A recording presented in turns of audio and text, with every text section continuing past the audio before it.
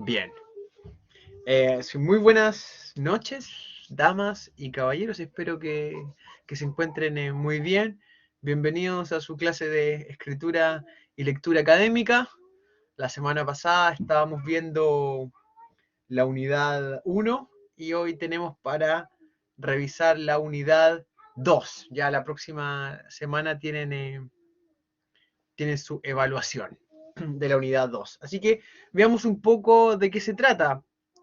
Eh, como bien señala el nombre, producción de textos académicos. Y,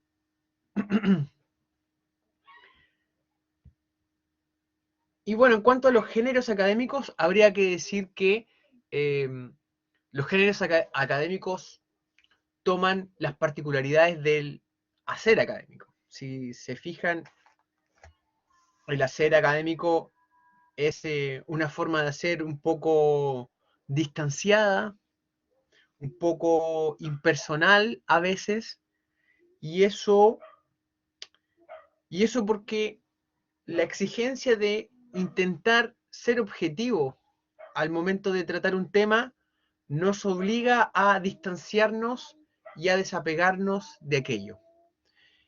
Eh, Muchas veces la actividad académica también suele tener un alto nivel de formalidad, a pesar de que el mundo se ha deformalizado bastante y esa deformalización también llega a la academia sin duda. eh, También esos cambios son más difíciles de llevar a cabo de alguna forma en la universidad. La universidad tiende a ser una institución más bien conservadora. Tiene aspectos positivos esto y tiene unos aspectos negativos. Eh, pero, pero bueno, pero es así. Es así y bueno, si se han dado cuenta, tradicionalmente la forma de transmitir el conocimiento ha sido mediante la lectura y la escritura. En esto la universidad es una institución conservadora. Actualmente la forma de transmitir el conocimiento a lo mejor se da para el grueso de la mayoría de mayor forma mediante redes sociales, YouTube, la televisión, pero el saber académico, que es un saber técnico, sigue utilizando mayoritariamente, no digo exclusivamente, pero mayoritariamente la escritura y la lectura como una forma de transmitir conocimiento.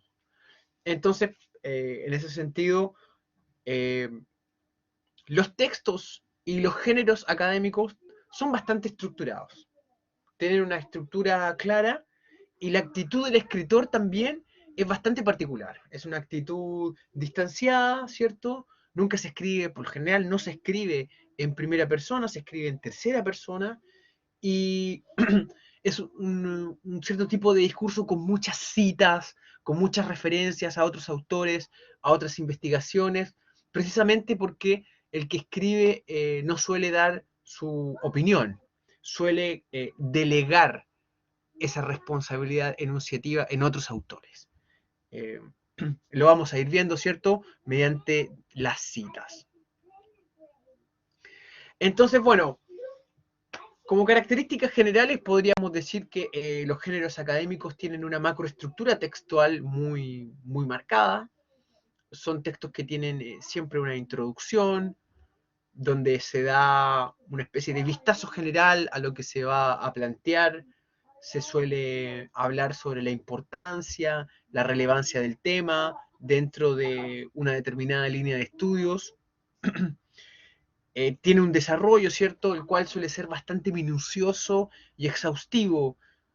Minucioso y exhaustivo, eso quiere decir que se tocan todos los temas que haya que tocar, el tema se divide hasta que ya no haya ningún punto para analizar y se analiza todo lo que haya que analizarse. Es decir, todos los elementos de un grupo tienen que ser mencionados y ojalá eh, ser descritos.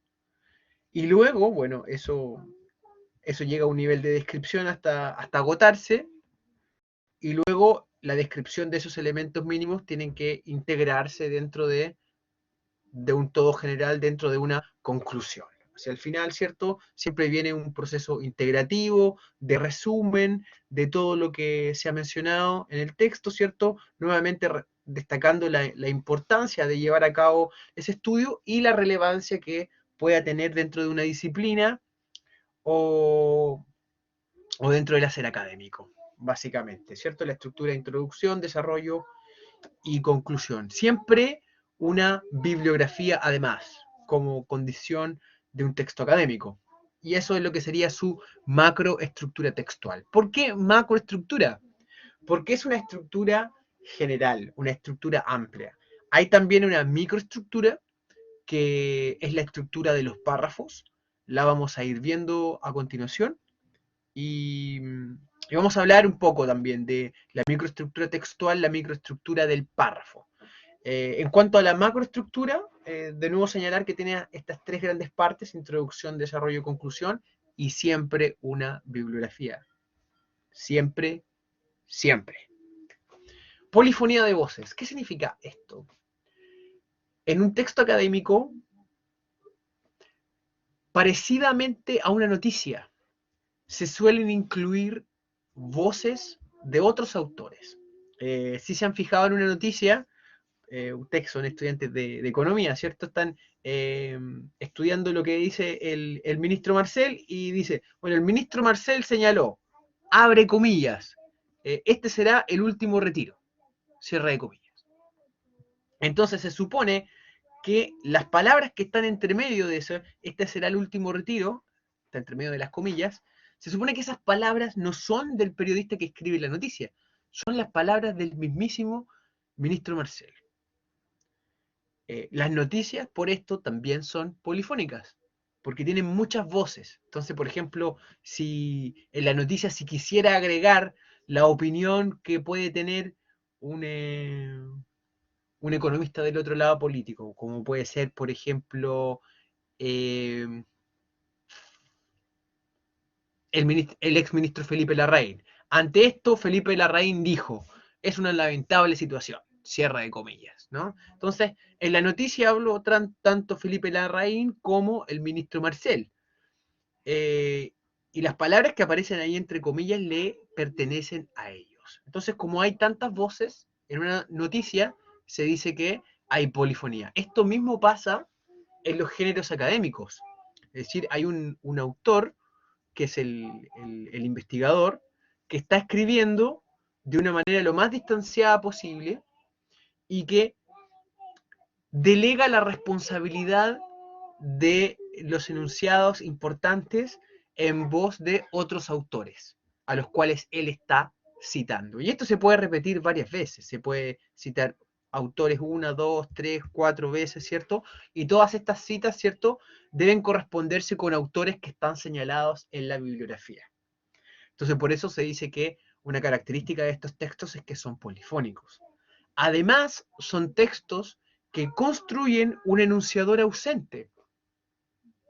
Un enunciador ausente quiere decir que el escritor va a borrar las huellas de la enunciación, es decir, por lo general no va a decir nunca yo.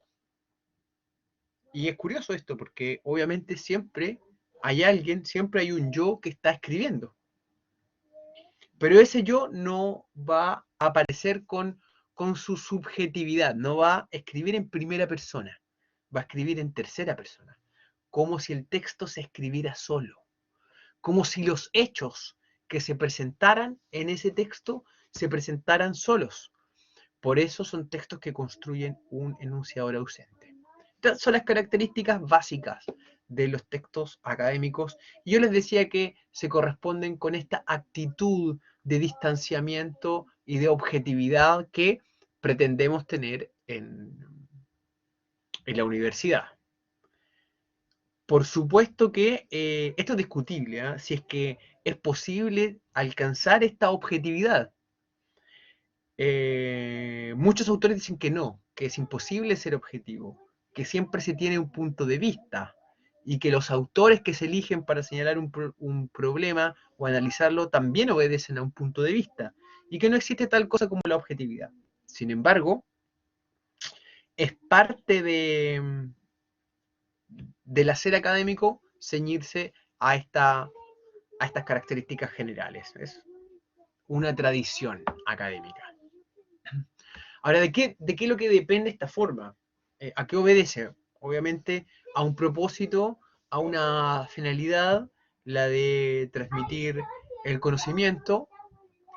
Obedece, por supuesto, a los destinatarios, a quien va dirigido, porque va dirigido a estudiantes, es decir, a expertos o a personas que se están preparando para ser expertas, por lo tanto son lectores muy capacitados, o debieran serlo, por lo tanto ese es el destinatario que tiene, muy específico. Y por último, por la información que tiene que tener, es decir, se trata de transmisión de conocimiento, por lo tanto tiene una forma altamente técnica.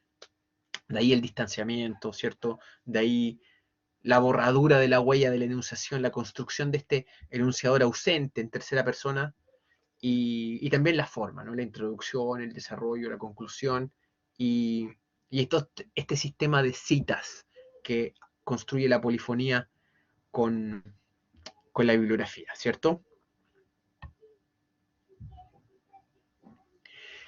Y ahí es donde aparecen estas famosas normas APA, ¿sí? Que ya las veíamos mencionadas en la unidad pasada cuando hablábamos de fuentes académicas.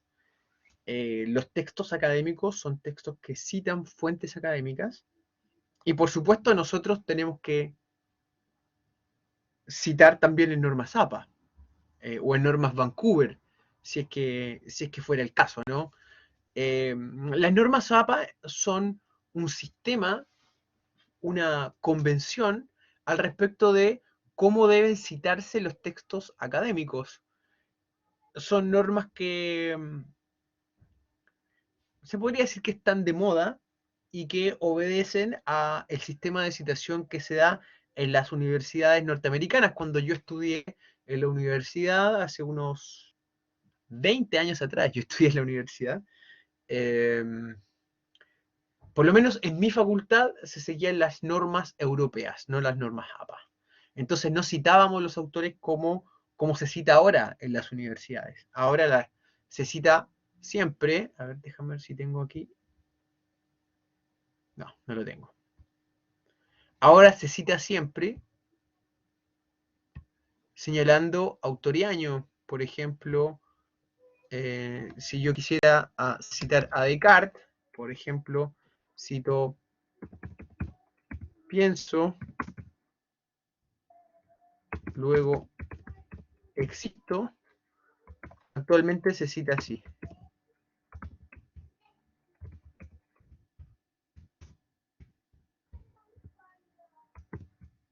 Donde pongo la cita, ¿cierto?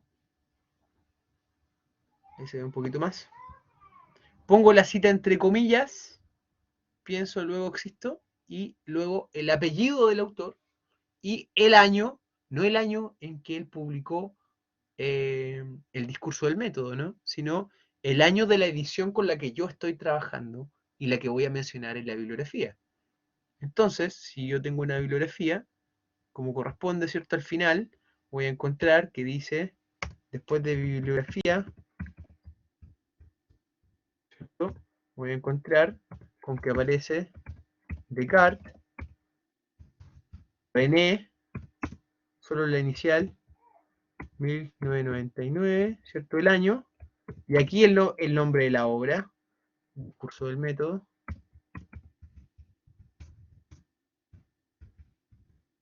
y siempre tiene que señalarse, ¿cierto? La editorial, por ejemplo, Alianza,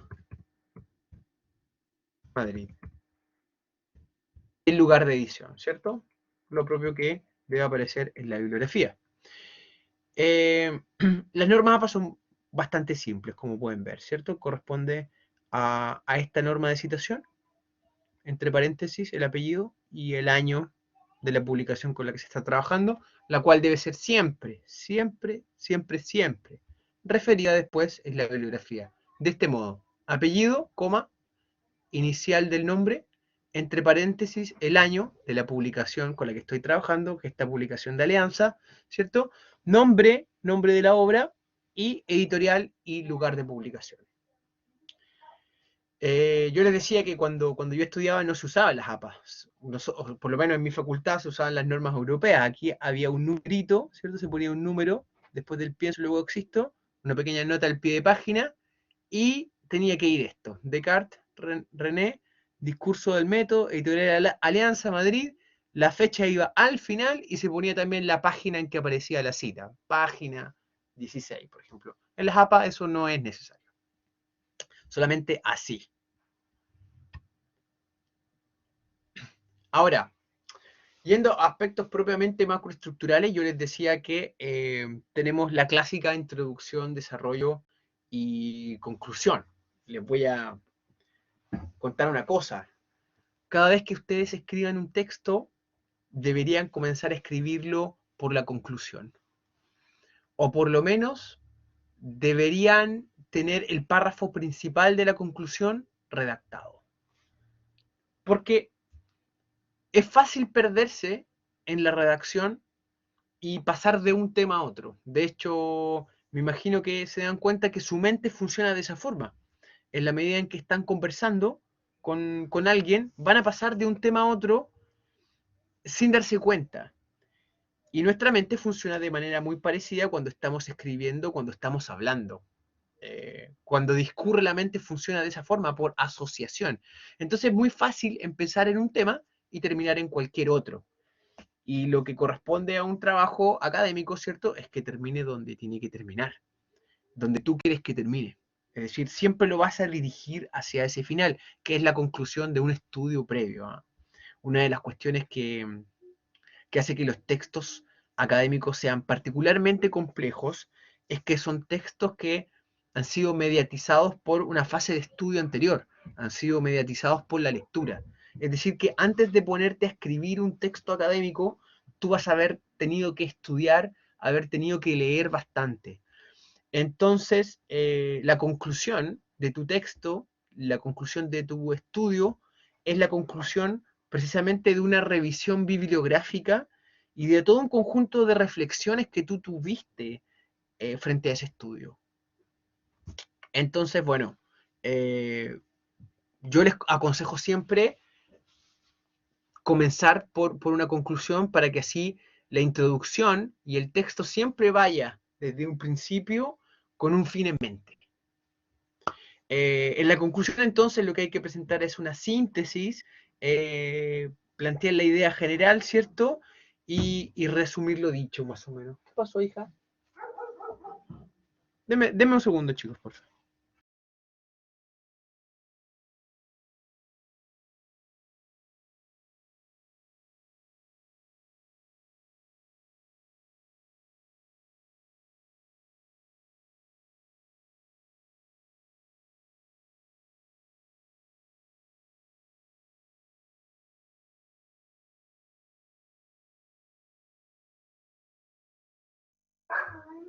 Ahí estoy de vuelta, les pido disculpas.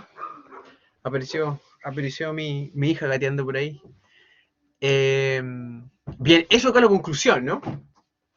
Sí, todo bien. La conclusión entonces siempre orientada a la idea principal de lo que se quiere decir. El punto fuerte está ahí.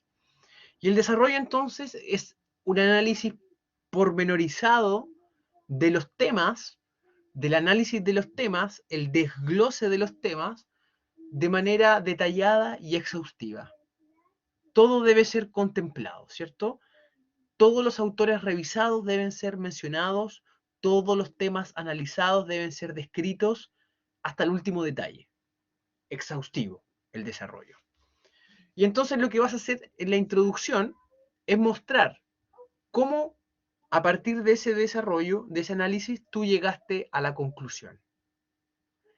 Y lo vas a mostrar simplemente, vas a a presentar el texto, vas a decir de qué se trata y no te va a costar. Fíjate que cuando quieres comenzar a escribir algo y no tienes el desarrollo y no tienes la conclusión y quieres comenzar por la introducción, como se podría hacer de manera intuitiva, ¿cierto? Te vas a dar cuenta que te cuesta mucho escribir, no sabes cómo escribir, no sabes cómo empezar. Este trabajo se trata de... y ahí te quedas. Claro, porque no sabes de qué se trata. En cambio, si comienzas a escribir la introducción, cuando ya has hecho la conclusión y el desarrollo, puedes decir, sin ningún problema, este trabajo se va a tratar de esto. Toca tales y cuales temas y llega a la siguiente conclusión. Y adelanta la conclusión. Y así generas expectativas. Cuando tu profesor te corrige tus ensayos, tus informes, lo que ve es qué es lo que promete la introducción y después revisa la conclusión a ver si cumple en la conclusión. Y coteja, básicamente, ¿cierto? Y después echa un vistazo por el desarrollo para ver que el análisis se ha hecho de manera pormenorizada, que los autores se han citado como debe ser, ¿cierto? Según la normativa, las normas APA, las Vancouver, las que corresponda, y que se ha hecho un análisis como corresponde a un estudiante o a un profesional. Eso en cuanto a cuestiones de orden macroestructural, ¿cierto? Y bueno, tenemos distintos tipos de textos, las monografías, ¿cierto? Los informes, las reseñas, los artículos. El, el texto académico más famoso, la tesis. Eh, no sé si ustedes tienen que hacer tesis, eh, pero bueno, por lo general las tesis se hacen hacia el final de la carrera y algunos estudiantes llegan a la hora de escribir tesis sin saber escribir. Y eso, por supuesto, les trae muchas complicaciones porque es una investigación muy, muy larga. Hay que estudiar todo un año, ¿cierto? Revisar bibliografía. Eh, la cantidad de títulos que aparecen en las bibliografías de las tesis son elevados, ¿cierto? Más de 100, 200 títulos que se han revisado. Y por supuesto, el texto es bastante abultado, ¿cierto? Estamos hablando de textos que van desde las 80 hasta las 200 páginas. Y son investigaciones largas, exhaustivas, ¿cierto? Que involucran muchísimas horas de estudio, de redacción, de análisis de datos, todo un tema. Así que las recomendaciones es que escriban y se familiaricen con la escritura académica desde el primer momento para que no lleguen al momento de hacer una tesis y se encuentren con el tremendo problema que no pueden hacerla. Ahora, y aquí yendo ya más a la microestructura de los párrafos. Básicamente, cuando vamos a desarrollar una página de un texto académico, nos vamos a enfrentar ante la dificultad de saber qué tipo de párrafo estamos escribiendo. Habíamos visto en la unidad pasada que cada párrafo tiene una idea principal, que esta idea principal puede ir al principio, ¿cierto? Puede ser un párrafo deductivo, la idea principal puede ir al final, puede ser un párrafo inductivo, la idea principal puede ir al centro del párrafo, es decir, ustedes pueden ir jugando estilísticamente con el lugar donde van a poner la idea principal. Y básicamente esto tiene que ver con los procedimientos de reflexión que ustedes quieren motivar en el lector. Quieren que llegue que haga una inducción, que haga procedimientos lógicos desde lo particular a lo general. Quieren que haga una deducción, que haga procedimientos mentales desde lo general a lo particular. O simplemente quieren ir transitando de una manera lógica y organizada desde una idea a otra y por lo tanto, por lo general en este tipo de párrafos van a encontrar las ideas al centro. Pero ante el problema del párrafo, que es el que empezamos a plantearnos desde ya, vamos a ver que por lo general estos párrafos toman las siguientes formas discursivas. O son párrafos descriptivos, o son párrafos argumentativos, o son párrafos narrativos. Y estas formas discursivas van a depender de lo que nosotros queramos lograr en este texto. ¿Queremos hacer una descripción? ¿Queremos hacer una narración? ¿O queremos plantear una opinión, un punto de vista? Si quisiéramos describir algo, piensen en la descripción de un objeto, en la descripción de una foto. Por lo general lo vamos a hacer utilizando los verbos ser y estar, si se fijan. Intenten describir para ustedes mismos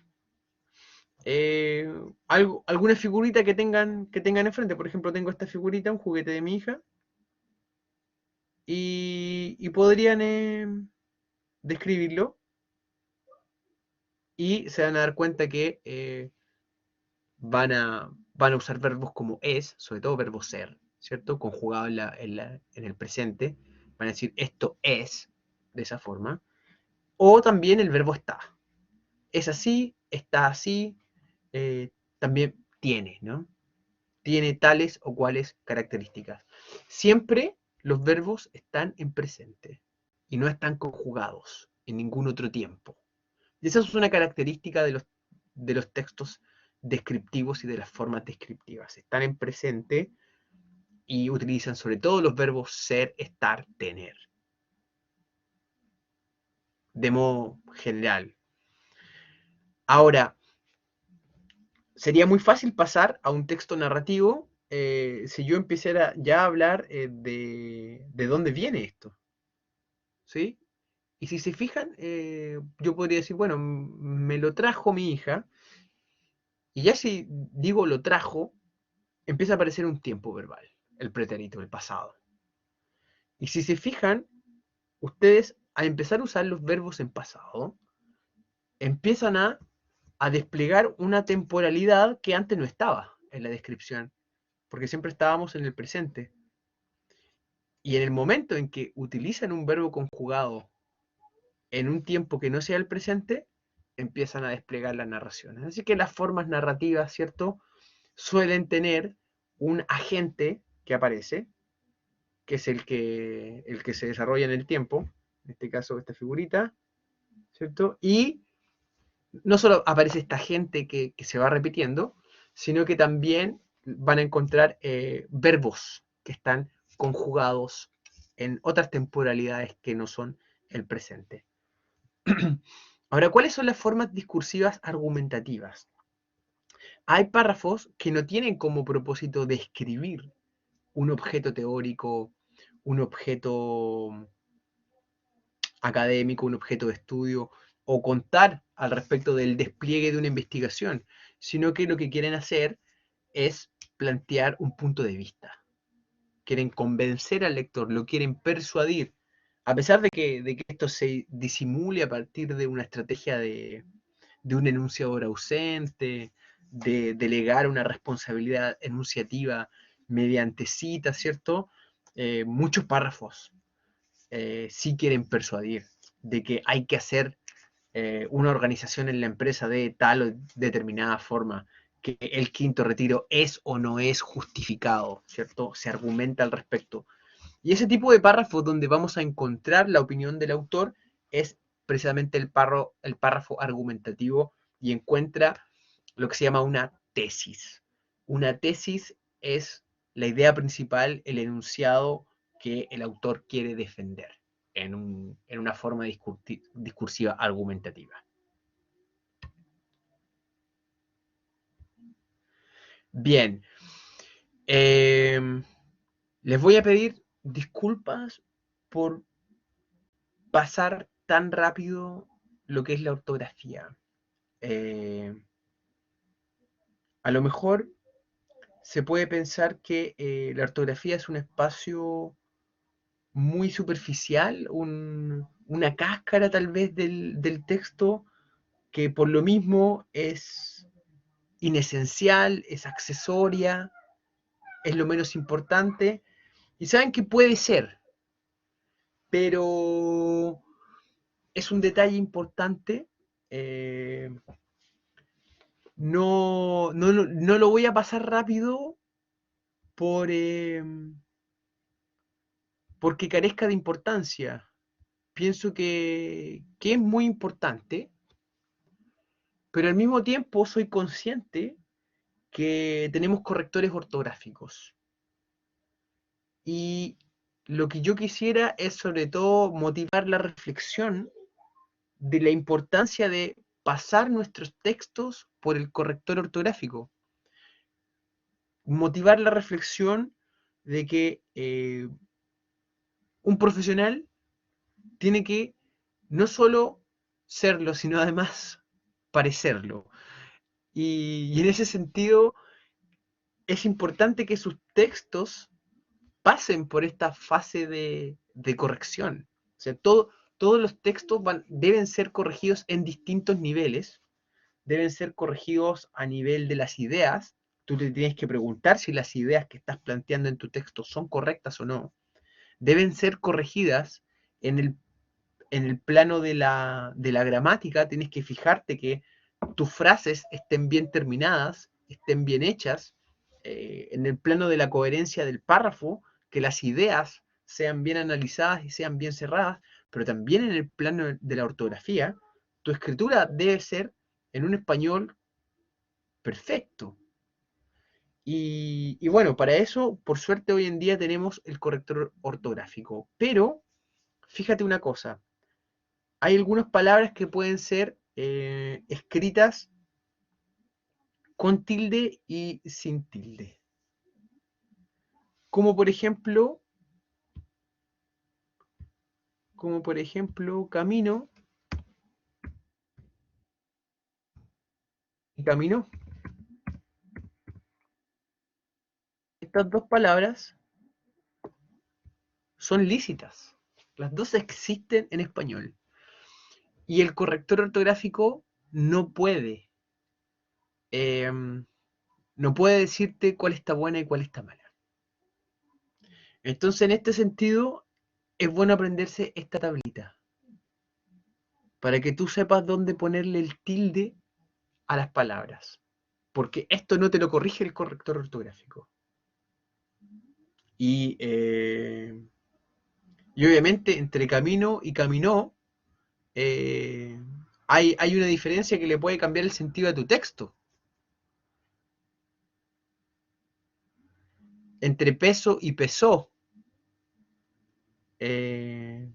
También, ¿cierto? Te cambia el tiempo en que una acción se realizó y pierdes precisión si es que se interpreta de una manera incorrecta.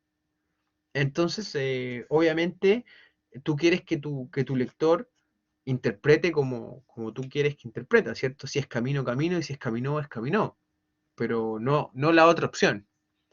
Eh, así que te dejo esta tablita, ¿cierto?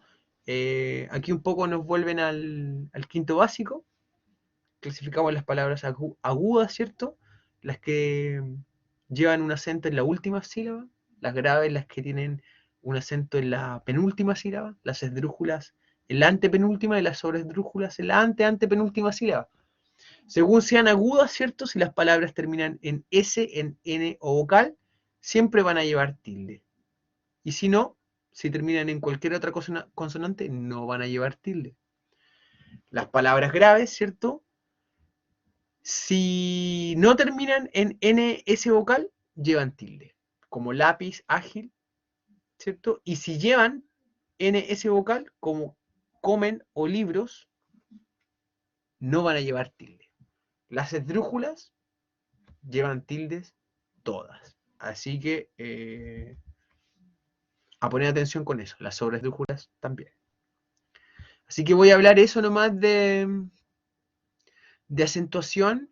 Eh, Otra cosa es el acento diarético, el acento enfático. Eso tampoco lo corrige el corrector. Habría que decir que los monosílabos por... mi hija ve un monito que se llama el monosílabo. Está aprendiendo a leer. Pero los monosílabos por regla no llevan tilde. Pero hay algunos que sí llevan, precisamente para diferenciarlos del otro. Por ejemplo, monosílabos como pan, sol, sal, ves, pez, paz, mes. Si se fijan, no llevan tilde, porque por regla no llevan, pero hay algunos que sí. Por ejemplo, eh,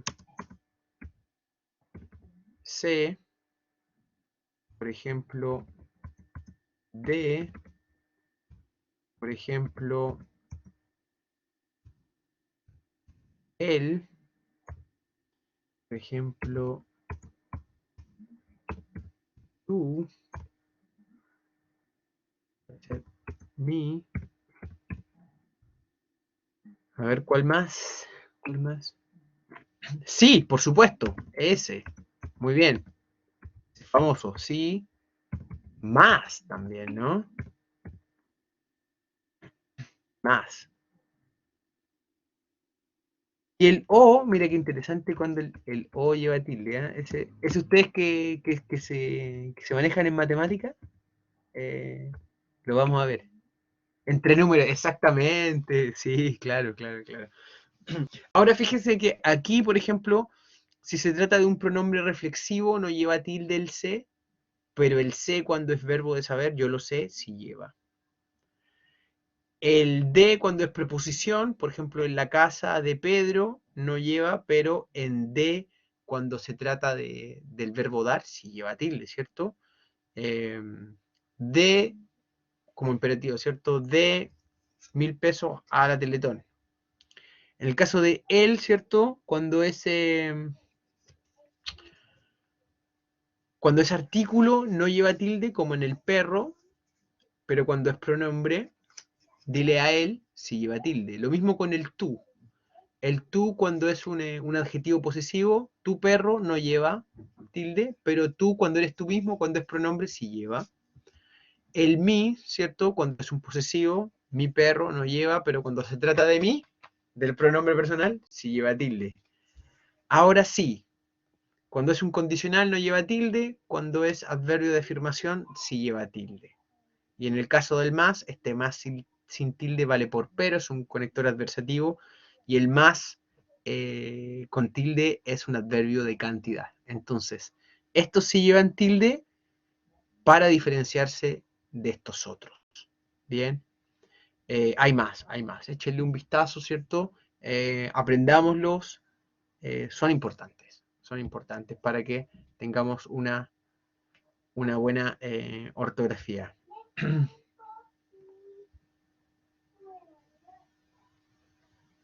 Bueno, y también hay toda una ortografía dependiendo de la puntuación, ¿cierto? Esta ortografía es la más compleja, la, la ortografía eh, puntual. Habría que decir que se recomienda que después de cada oración vaya un punto. El uso es complejo, a veces uso demasiadas comas, dice María Paula. Por eso yo te recomiendo que después de una oración, si puedes poner un punto, que pongas un punto. Entonces, ¿dónde tienes el fin de una oración? Entonces, la estructura gramatical que debiésemos pensar, y que es una estructura lógica por lo demás, es sujeto más verbo, exactamente, más predicado, punto. Ahora, muchas veces se juntan dos oraciones en una con un conector lógico y, o con un que, o con un o. Y a veces podemos ir armando como un Lego, donde voy poniendo una oración junto con otra oración y la voy haciendo más compleja, se llaman oraciones complejas. Eh, Mi recomendación es que dos oraciones está bien. Tres oraciones como máximo, jamás, jamás más de tres oraciones, para hacer que su lector simplemente no entienda lo que quieren decir. Así que intenten, ojalá, que después de una oración, sujeto, verbo, predicado, punto. Sujeto, verbo, predicado, punto. Un poco telegráfico puede ser, pero queda clarísimo. Y para textos académicos, para textos profesionales, la claridad y la precisión es fundamental.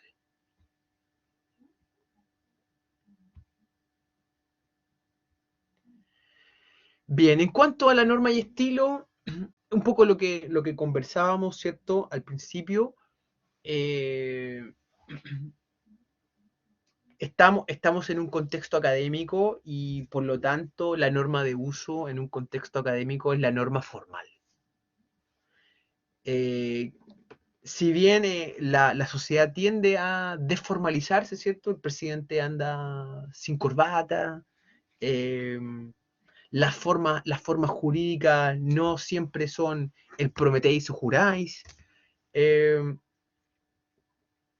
tampoco son tan rígidas, tan flexibles, y bueno, la gente en la universidad no siempre es tan liberal, ¿eh? De repente la gente, de repente, bueno, hay muchos liberales en la universidad, sin duda, pero también hay muchos conservadores.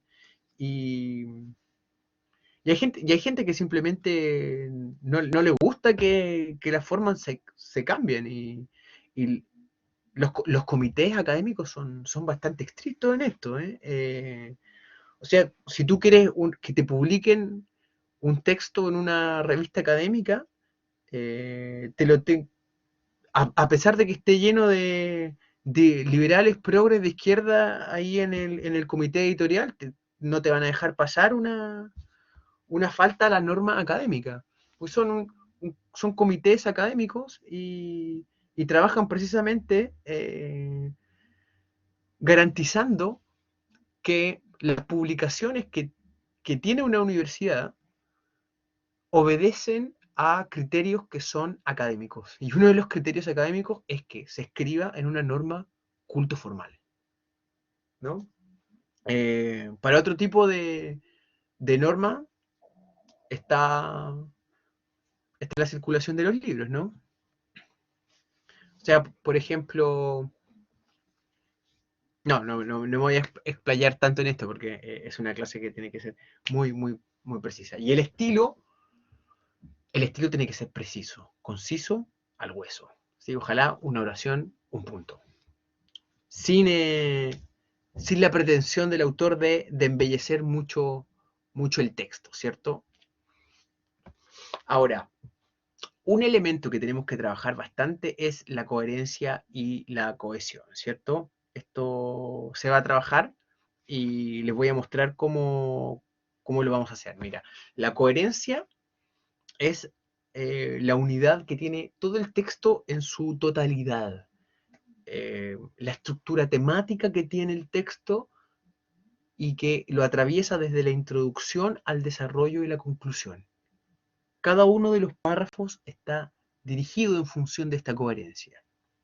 Y por otra parte, si bien todas las partes del texto son solidarias a esta coherencia, estas distintas partes están unidas entre sí con una cualidad que se llama cohesión.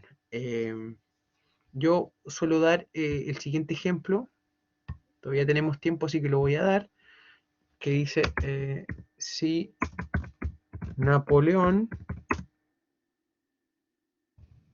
okay, si la luna es un queso blando, entonces Napoleón murió en Santa Elena. Bien.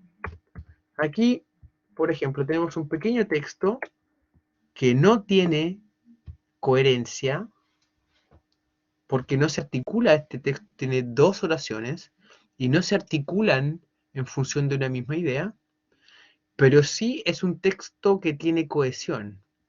¿Y por qué tiene cohesión? Porque si se fijan, tengo unos conectores lógicos que son sí y entonces, ¿sí? Entonces fíjense que yo use conectores lógicos no me garantiza que mi elaboración textual es del todo lógica. ¿Sí? Porque aquí tengo la luna, ¿cierto? Que es un sujeto y un predicado que es un queso blando. Y por otra parte tengo Napoleón, que es un sujeto, y murió en Santa Elena, que es un predicado, ¿cierto? Y uno la oración 1 con la oración 2 mediante estos conectores, sí y entonces. Entonces, esta unión que yo hago es la cohesión. Doy este ejemplo para mostrar que coherencia y cohesión son dos cosas distintas, ¿sí? Por lo general pasa que en un texto cohesión y coherencia están siempre en un texto. Se considera que son propiedades de un texto, la coherencia y la cohesión. Yo aquí presento un texto artificial para mostrar que puedo sacar las propiedades y mostrarlas por separado, pero en verdad deben ir juntas y van juntas.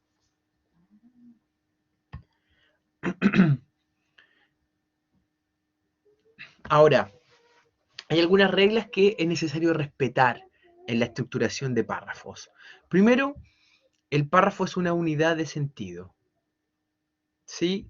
Tengo que trabajar solamente una idea en un párrafo y no más que una idea. ¿Sí? Ahora, no puedo entregar solamente esa idea. Debo introducir esa idea y debo dar un ejemplo de esa idea. Así que de aquí desprendo también otra regla de la estructuración de párrafos, y es que no debe formarse por una sola oración. Son un conjunto de oraciones, son una secuencia de oraciones. Y esa secuencia, ¿cierto?, debe estar equilibrada en el texto. Esto quiere decir que si le voy a dar a un párrafo 1 5 líneas, el párrafo 2 no debiese ser de 20 líneas. Obviamente puede ser de 6, puede ser de 7, pero no de 20, si le di a uno 5. Tienen que tender hacia el equilibrio, tengo que darle igual tratamiento a las distintas ideas. En la medida de lo posible, por supuesto. Bien, en cuanto a la coherencia, y aquí me puedo demorar un poco. En cuanto a la coherencia, tengo dos formas de asegurarla, y que es mediante procesos de tematización. ¿Cómo se trata el tema? El tema es lo que me da la coherencia de un párrafo y de un texto. Siempre tengo que estar hablando del mismo tema. Pero ¿cómo hago para desarrollar el tema e ir diciendo cosas nuevas? Entonces, fíjense que aquí aparece un T1, y ese T1 es un tema 1. Y aparece un R1, R2, R3, R4. Ese R significa remas. Y los remas son información nueva que yo voy dando al respecto del tema. Entonces, por ejemplo, si tengo como tema 1 el quinto retiro, ¿cierto? Y puedo decir el quinto retiro, y R1 puedo decir fue aprobado hoy. El quinto retiro fue aprobado hoy. Segunda proposición, segunda frase. El quinto retiro, y ahí nueva información, ha resultado polémico. Repito, otra oración. El quinto retiro encontró rechazo por parte del mundo de la oposición, y finalmente el quinto retiro ha encontrado bastante eco en el mundo partidario del gobierno, por ejemplo, por dar una idea. Entonces ahí ustedes se pueden dar cuenta cómo puedo formar un pequeño párrafo, ¿cierto?, con 4 ideas, siempre repitiendo el mismo tema, que era el quinto retiro, ¿no? Entonces, a un tema 1 obedece un rema 1, un rema 2, un rema 3, un rema 4. El rema es la información nueva. Voy a poner acá. Estas son ideas de la lingüística sistémico-funcional de Mac Halliday, que es un lingüista inglés. Tema. Esta es una regla. Mira, interesante lo que tú estás señalando. Tema, esto es información conocida. Y el rema es información nueva. ¿Sabes qué? Un poco que sí, un poco que sí es una regla, porque Mac Halliday encontró que estos modos de desarrollar coherencia y de desarrollar progresión temática se daban en casi todos los textos. Es decir, o se realiza una tematización sencilla, o se realiza esto que voy a mencionar ahora, que se llama una progresión lineal simple. Y esto es cuando convierto el rema de la proposición anterior, de la oración anterior, lo convierto en tema de la oración siguiente, para seguir con el ejemplo del quinto retiro. El quinto retiro fue aprobado hoy en el Congreso, por ejemplo, y después me saltó. El Congreso hoy en día está muy cuestionado por las polémicas decisiones que toma. Últimamente el Congreso ha tomado varias decisiones que han llevado a varios comentadores del mundo político señalar que no tiene pies ni cabeza, por ejemplo. Ahí por señalar algo, ¿no? Entonces, si se fijan, aquí el desarrollo temático que yo hice fue muy distinto, porque primero hablé del quinto retiro y después hablé del Congreso, después hablé del Congreso y algunas particularidades de los comentadores al respecto del Congreso, y luego los comentadores dijeron algo. Es como la canción de, no sé si la conocen, la canción de Sal de ahí, chivita, chivita, sal de ahí de ese lugar. Por, ahí creo que dicen, se la conocen, ¿no? El lobo, ¿cómo dice? El lobo no quiere, ¿cómo era? El lobo no quiere sacar la chiva. Hay que llamar al palo, hay que llamar al palo para que, al fuego, no, hay que llamar al fuego para que quema el palo. El fuego no quiere quemar el palo no quiere pegarle al lobo, el lobo no quiere sacar la chiva no quiere salir de ahí. Algo así dice la canción, ¿no? Es un poco chistoso, pero me acordé. El lobo se quiere comer la chiva no quiere salir de ahí. Así empieza. A lo que yo voy es que toma el rema la información nueva y la actualiza como información conocida, es decir, la convierte en tema. Y esa es una progresión lineal simple. Y también para ir finalmente con la pregunta, me parece que era una pregunta de María Paola, si esto era una regla, porque hay otro tipo de progresión que no está mencionada aquí, que es la progresión con un tema derivado. Y esa progresión con tema derivado es el último tipo, y básicamente que no hay más. Una tematización sencilla, donde se repite el tema, una progresión lineal simple, donde se tematiza el rema de la oración anterior, y la progresión con un tema derivado, que vendría a ser un subtema que está incluido en el tema, que aquí no se menciona. Y bueno, una forma de garantizar la cohesión y la coherencia es mediante el uso de conectores textuales, ¿cierto? Son conectores de carácter lógico. Ahí los tienen ustedes para que los estudien. Estudien los conectores lógicos, porque se les va a pedir en la evaluación que los utilicen, que utilicen conectores lógicos. Mediante la pronominalización, también es importante estudiarla. La pronominalización es un cierto tipo de este tipo de tematización, que es la sencilla, donde reemplazo siempre el tema por un pronombre. Es decir, sigo con el mismo tema, con el mismo referente al tema, pero le cambio el pronombre. Por ejemplo, en el caso de Alexis Sánchez. Alexis Sánchez eh, es un jugador exitoso de fútbol chileno. Él, ¿cierto? Es el máximo goleador de La Roja, por ejemplo. Y aquí cuando digo él, me refiero a Alexis Sánchez, ¿cierto? Entonces, esto es la pronominalización. La pronominalización me permite seguir hablando de lo mismo, mantener el referente, mantener el tema, pero haciendo una pequeña variación léxica para no ir repitiendo siempre el nombre de la persona, ¿cierto? Y lo mismo pasa con la correferencia. La correferencia funciona como una especie de sinónimo y, como bien dice su nombre, es una referencia que va junto, ¿cierto? Que acompaña. En el caso de la tematización sencilla, ¿cierto? Puedo reemplazar el caso de Alexis Sánchez por el Niño Maravilla. Habíamos reemplazado por él en un momento, habíamos dicho Alexis Sánchez, es un famoso jugador de fútbol de la selección de Chile. Él es el principal goleador de La Roja. El Niño Maravilla, ¿cierto? Juega en el fútbol inglés actualmente. Y ahora le llamo el Niño Maravilla, ¿cierto? Entonces, estoy precisamente haciendo una correferencia. Entonces, cuando cuando sustituyo un nombre por un pronombre, estoy haciendo una pronominalización y es un proceso de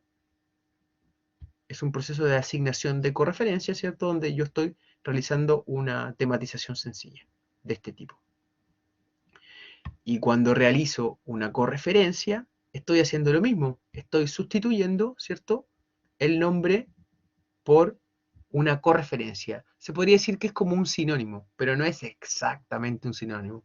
Se podría decir que un sinónimo es también otro tipo de correferencias. Como se fijan, me permite mantener el tema, la referencia a lo que estoy hablando. Y súper, hicimos caber el grueso de la unidad 2 en una hora. Preguntas y comentarios. Es vertiginosa esta clase, hay tanta materia que hay que pasar tan rápido. Me impresiona que se pueda.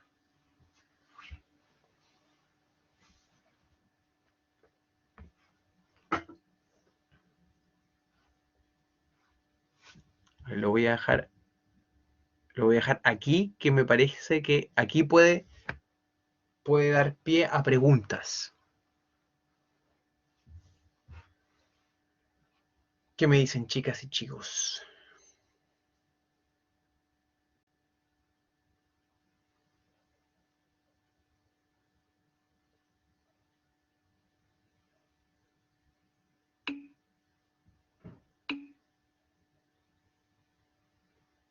Muy bien. La lámina anterior, claro que sí. Esta, ¿cierto?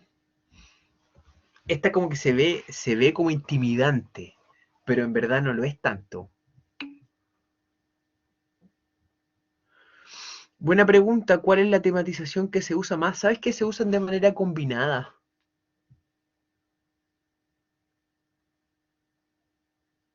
Y de hecho en un mismo párrafo, tú puedes comenzar con una tematización sencilla y puedes continuar con una lineal y puedes volver a la sencilla. Es una relación de coherencia que se establece casi entre una oración y la que sigue. María José, querías preguntarme algo.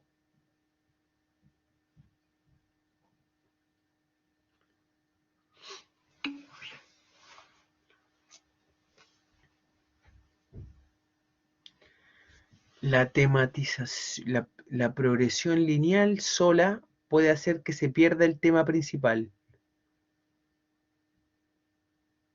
Claro, claro que sí, por supuesto, porque vas cambiando de un tema a otro. O sea que está bien. Si tú solamente usaras la progresión lineal como principio de asignar coherencia al desarrollo textual, terminarías en otro tema y no volverías nunca al tema principal. Así es, así es. Es que sí, es que se da combinado.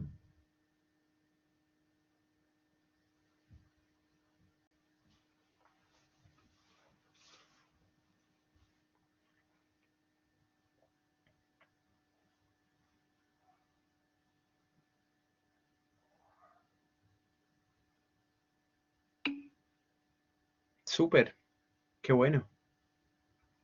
Ya pues, entonces ahí nos estamos viendo, los dejo descansar y les pido disculpas de nuevo que no les mandé el link, pero bueno, se conectaron igual, la clase quedó grabada igual, así que súper bien, súper bien. Les mando un abrazo y que pasen un buen fin de semana, que disfruten.